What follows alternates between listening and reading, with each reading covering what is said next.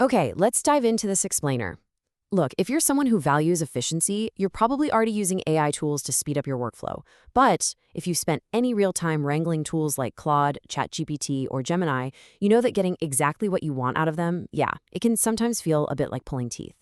Today, we are looking at an absolutely brilliant, high-value insight from Troiana's AI Hub.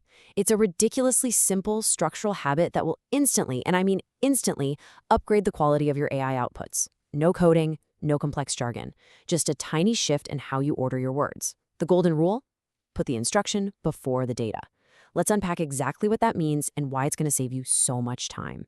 So, have you ever pasted a massive, multi-page document into an AI prompt box, hit enter, and just gotten a completely useless, generic answer that entirely missed the point? Right? We've all been there. It is incredibly frustrating when you're just trying to get things done. But think of the AI as a highly intelligent yet completely blindfolded reader. If you just hand it a giant stack of papers without telling it what the ultimate goal is first, it's just processing blindly, word by word. By the time it finally hits the bottom of your prompt and figures out what you actually wanted it to do, well, it's already lost all the critical context. Let's actually contrast two different ways of doing this. First up is what we call the data dump. This is the classic messy user habit. You paste a massive 5-page contract and then wait on at the very bottom, completely buried, you type find termination clauses.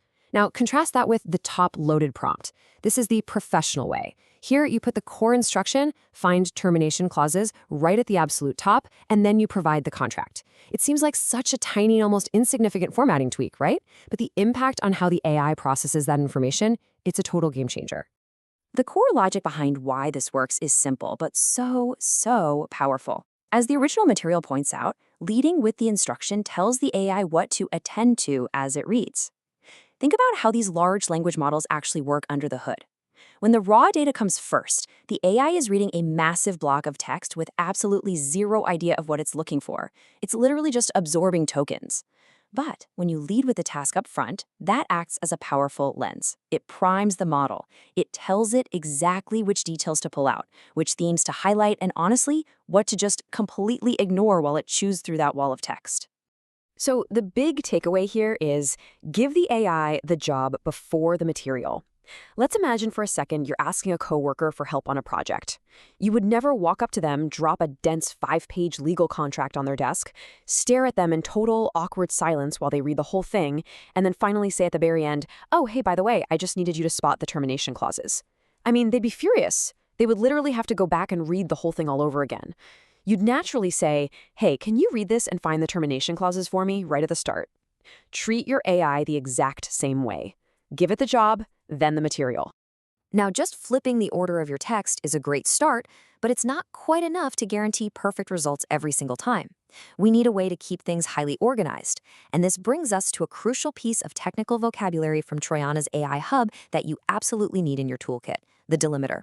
So, what is a delimiter? It's basically a specific formatting marker. Think markdown headings, XML-style tags, or even just typing triple backticks. What a delimiter actually does is act as a hard boundary.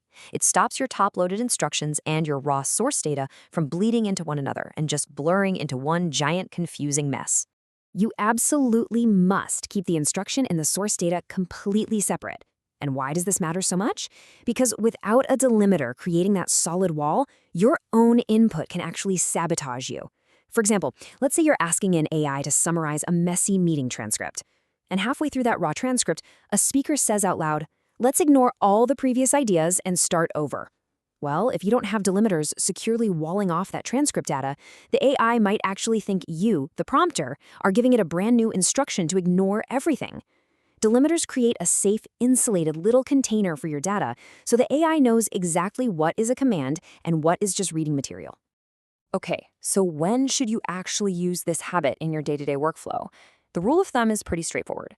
For long inputs, like, say, summarizing a 5-page contract or extracting specific data points, this instruction-first, delimited structure is absolutely essential. The longer your input, the more this ordering helps the AI stay on track. But you can totally skip it for short prompts. If it's a simple question, a quick one-liner, or if there's no real data block to separate, adding all that complex structure is just pointless overhead. Be smart about it. Keep it simple when the task itself is simple. All right, let's take this up a notch. Once you've mastered the basics, you are ready to graduate to the advanced technique, which is built on exactly 4 key components. Here is how that breaks down. Step 1, you've got your core instruction right at the very top. Step 2, your delimited data. Step 3, examples of what a good output actually looks like. And finally, step 4, constraints. These are your strict formatting rules. By explicitly labeling every single one of these 4 sections with clear delimiters, you can paste huge, highly complex inputs without the AI ever losing track. It knows exactly what the task is, what the reading material is, what the benchmark for success looks like, and the strict rules it has to follow. It literally turns a messy, chaotic request into a perfectly organized machine. Now that we know the perfect structure to aim for, let's pivot for a second and talk about the pitfalls. Because look, knowing the right way to do something is great, but knowing exactly what behaviors to avoid, that is how you truly level up. According to the research from Troiana, there are 3 very common prompting mistakes that trip up almost everyone when they first start working with large language models. Let's run through these 3 errors so you can make sure to avoid them. First up, sandwiching the instruction right in the middle of the data. Honestly, this is arguably the absolute worst offense. If you bury your ask in the middle of a massive document, it's incredibly easy for the AI's attention mechanism to just completely gloss over it. Second, using no delimiter at all. Like we just talked about, this practically guarantees the AI is going to confuse your actual ask with random sentences hiding in your source data. And third, repeating the instruction 3 times. People do this a lot when they don't quite trust the AI. They put the instruction at the top, again in the middle, and again at the bottom. Don't do that. It doesn't help. It actually just confuses the model's weighting. Just state your instruction once, clearly and forcefully, right at the very top. We've covered some seriously valuable ground in this explainer today, but I want to leave you with this final provocative thought. The next time an AI loses the plot, hands you a terrible summary, or just completely ignores your actual request, don't just immediately blame the tool. Instead, stop and ask yourself one simple question. Did I give it the data before the instructions? Master this one golden rule: instruction first, delimited data second, and watch your AI outputs transform from frustrating and useless to incredibly sharp and focused. Try this out on your next prompt, and I guarantee you'll see the difference for yourself.